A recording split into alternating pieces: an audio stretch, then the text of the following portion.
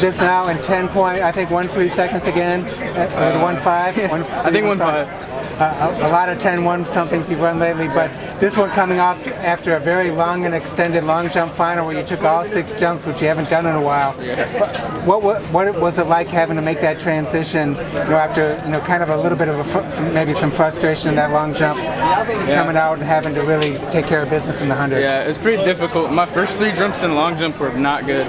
Like I had the 100 prelims right before, so it was a little tough. It took me a little while to recover, but so those were pretty bad. But my last 2 were pretty good. I popped off a 25 3.5. Unfortunately, I didn't make the team, but yeah, it was kind of hard to focus, get back on my focus, because the plan coming in was to only take 3, but yeah, it didn't work. The competition was the toughest you've had in a long time in that long jump. Yeah, it didn't work. I wanted to do the triple at Pan Am's, but I still got the 200 tomorrow, and I'm still aiming for a double, 1-2 double. So maybe a couple that was your relays. first loss of 2019. Yeah. Is it a little disappointing coming back from that? Yeah, it was disappointing. I'm usually happy. I'm used to winning those events after, and I used that as momentum. So it's kind of a different shift. So I tried to use the negative energy I had and turn that into fuel. My start was pretty bad. I was gassed. Taking all 6 jumps was hard. But I'm happy with how I competed, and I did what I came to do in the 100, and I'll be fresh for Pan Am's. Culminating your season, Pan Am's, but culminating again in the 100 here with another national title, was that important for you? After a long day, getting that win? Yeah, it was important, especially after getting 3rd in long jump. I just really wanted that title. At first I just came, I wanted to qualify, but yeah, I really wanted to win after that happened. You've been really consistent in the 10-1s lately in legal conditions and so forth.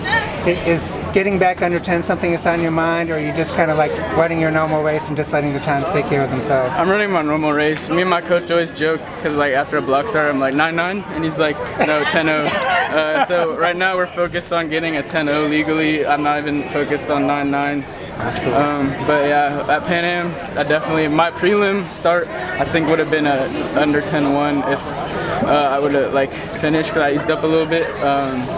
But yeah, I'm happy, and I'm happy I get to go to Costa Rica. What have you been working with in the starts to maybe improve a little bit off the blocks? I've been working on putting my first foot down a little bit quicker for more power. I actually learned a lot racing against Taylor a couple weeks ago. He has an incredible start. So I watched that film, and I've been just focusing on having power instead of trying to have speed right there, just powering out and having a good drive phase. And then I've been working on my arms. I used to kind of just go this side of the blocks, but I've been working on reaching it back a little bit. I talked to Otto Bolden about that on Instagram. That's cool. Matthew, obviously you got a chance to run in Finland last year, but to go from 6th in the 4 and 6th in the long jump, and to be, you have 1 jump remaining to try to win the long jump today, and obviously win the 100.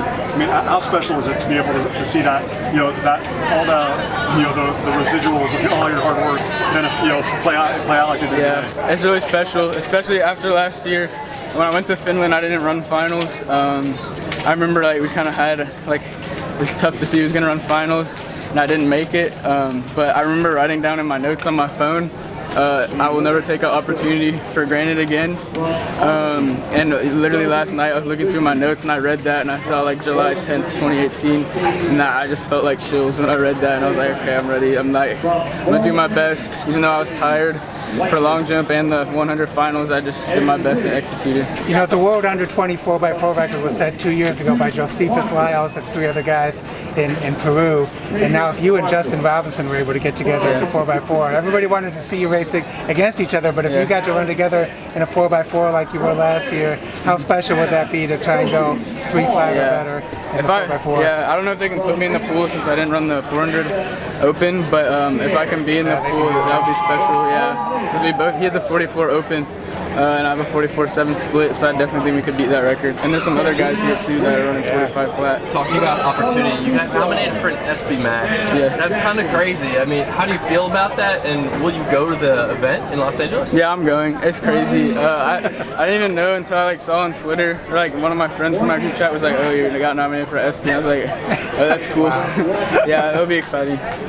You gonna let it loose tomorrow in the 200 now that you're on the team and nothing to worry about? Yeah, for sure. It's my last event, and then I don't even have another meet until Pan Am's. I'll probably do some tune-up stuff, but yeah, I'm gonna let loose and do hopefully PR. How excited are you to see what the potential is? Because so much of the year has been about 100 long jump relays and stuff like that. I mean, you don't get a chance to run a fresh 200 very often. So how excited are you about that? I'm really excited because I have a 400 background, so I have that stamina. But also I have the 100 speed. I've been running consistently 10.1 and with a bad start. So if I can just get a good start, I think I can go 20.3, 20.2. That's my goal. Thanks, man.